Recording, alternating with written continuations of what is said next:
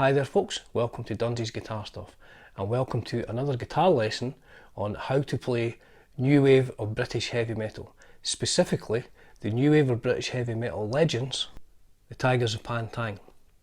Now the Tygers were actually from Whitley Bay, which I believe is the north east coast of England. They weren't from Pan Tang, which I have no idea where it is. This is from the first album, Wildcat, and this is the last song on side 2. Now this is from a period where music media had two sides you could play, because I understand that a CD by its very nature has two sides, but you can't play one of those sides. Some of the animals. So this is called Insanity. Now the track starts with some crazy laughing, which I won't be doing. Crying tonight! And today's guitar for the lesson is a 1981 Ibanez Destroyer II.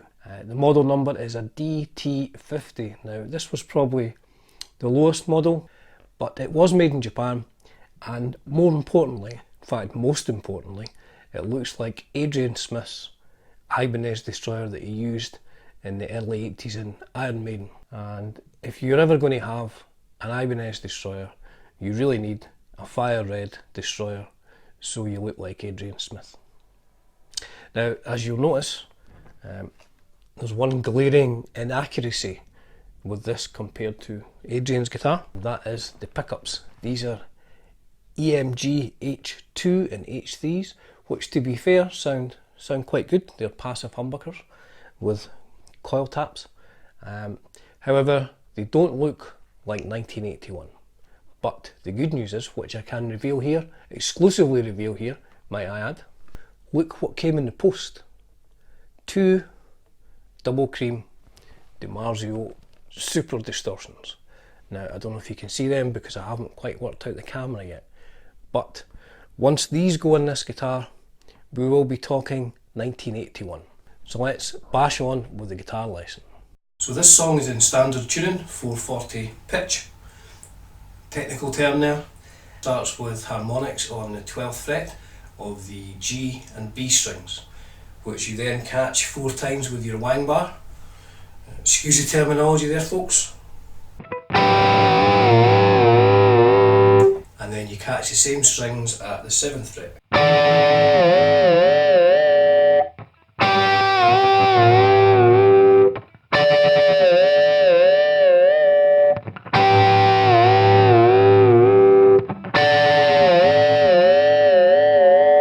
Underneath that, the rhythm guitar is playing the classic new wave of British heavy metal, horsey rhythm, much beloved of Iron Maiden.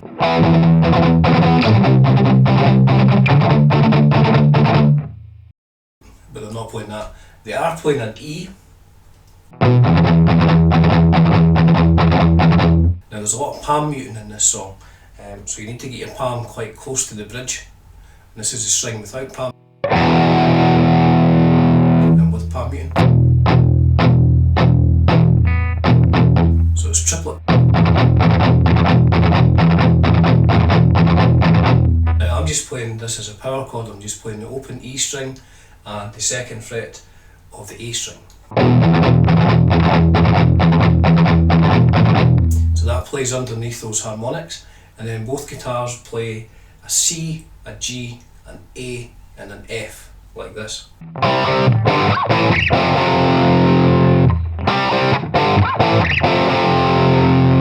And then one goes back into the horsey rhythm, and the other one goes back to the harmonics. And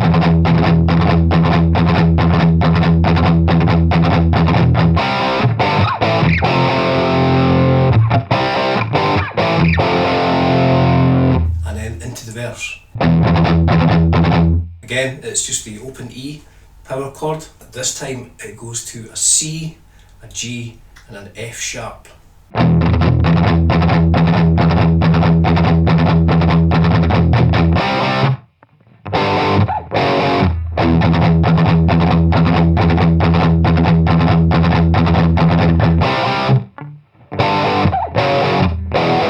So it's just playing power chords again, just the 3rd fret of the A string and the 5th fret of the D string for your C chord.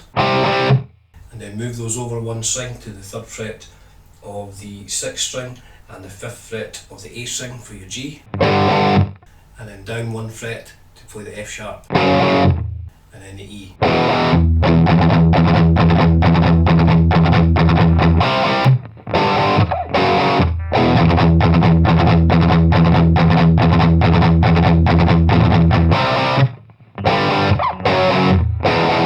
And then it goes into the chorus, which is an A, a C, a G and a D. Now it sounds like he's just playing power chords there again.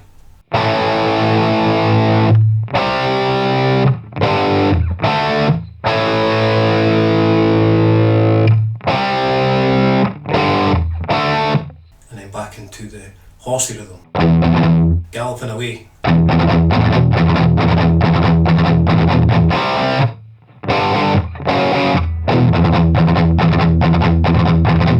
So it plays another verse and then another chorus.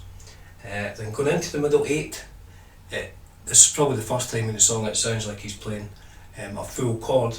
It's an E major chord, then an G, up to an A the first time. And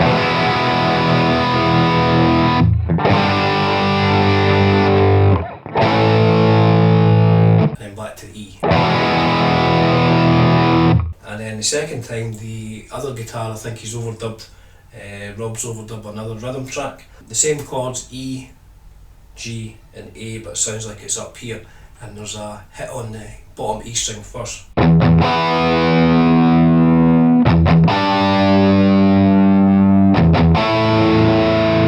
It's actually 2 hits on the E string.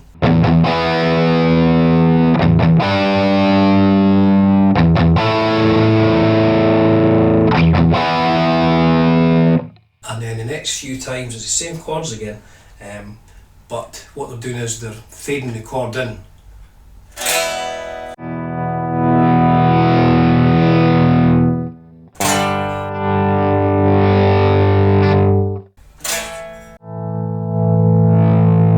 On the volume control.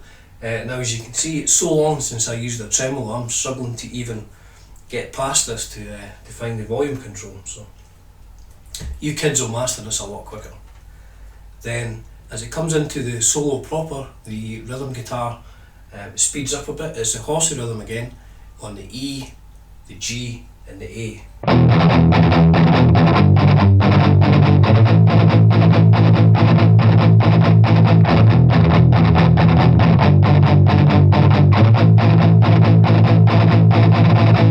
Now when you're playing along with this, it's quite easy to speed up.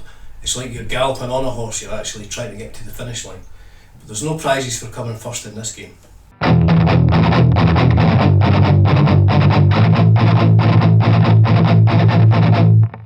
And the lead guitar starts with an E note on the 7th fret of the A string, and then the 4th fret and 5th fret of the G string,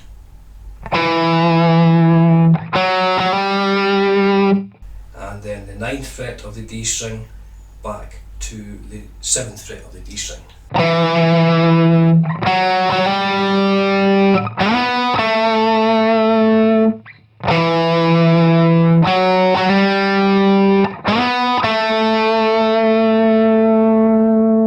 And then it just plays an E note and it lets that hang on some feedback. Now getting feedback on a Marshall stack turned up is pretty easy and sounds great.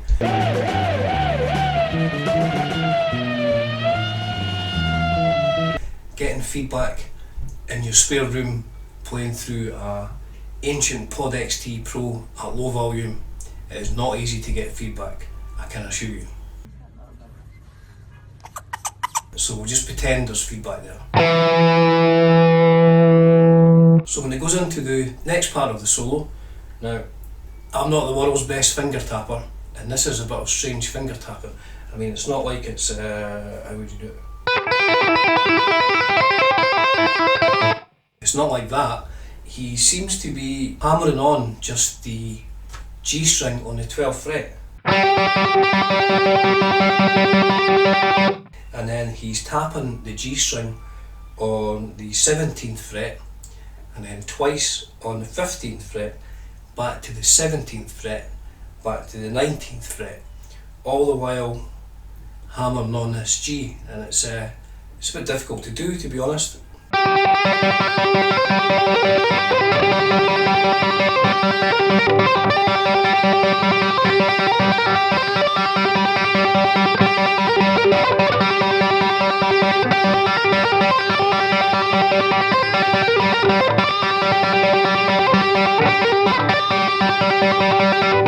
So that's how it sounds to my ears, that's how it sounds like it's going. And then it finishes that with, he catches the 15th fret of the B string up here on the D note, and then he comes down an E blues scale.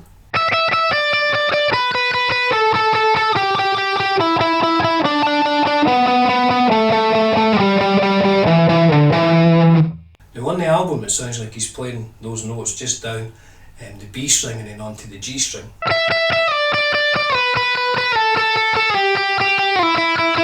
And so on and so forth, but I find it easier just to play them.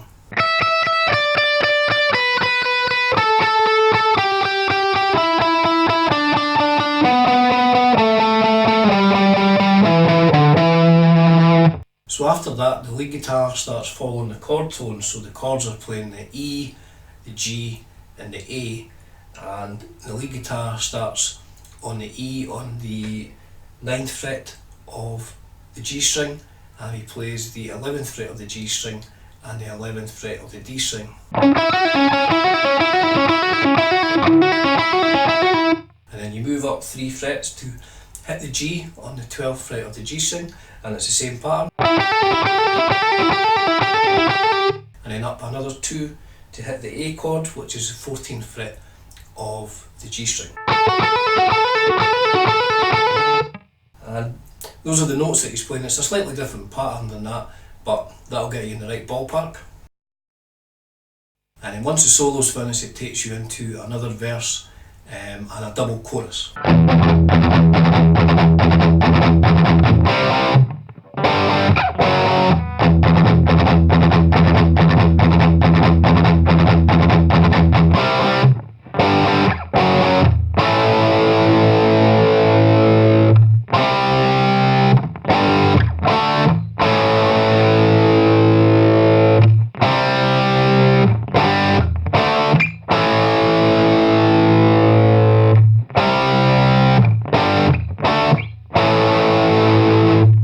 And that's pretty much the whole tune. So there you have it, folks. 3 achievements unlocked in one go. 1, we've learned how to play more new wave of British heavy metal. 2, we've learned, or hopefully learned, how to play the horsey rhythm, much beloved of the new wave of British heavy metal, and indeed heavy metal in general. That's the sort of thing you can pull out and chug away on whenever you like, in the privacy of your own home. And 3, you've seen an old guy in his 50s on the internet playing early 80s metal while wearing a Murder Dolls t-shirt. So stick with me on this, we'll get more lessons out there. Cheers for now.